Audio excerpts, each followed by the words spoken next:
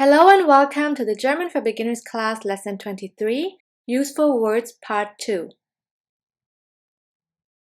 In this lesson, we will have a quick overview of useful vocabularies. Let's start with the first word. Gladly in German is gern, gern. Sure or surely, sicher, sicherlich. Finally, endlich, and but or rather, sondern, gern, sicher, sicherlich, endlich, sondern. Right, stimmt. Enough, genug. Anyway, überhaupt. And exact or exactly, genau. Stimmt, genug, überhaupt, genau.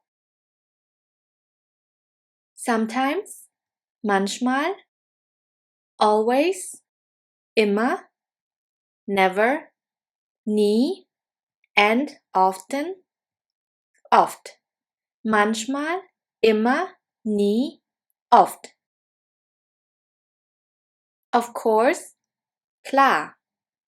Perhaps, vielleicht, a little, ein bisschen or ein wenig. Klar, vielleicht, ein bisschen, ein wenig.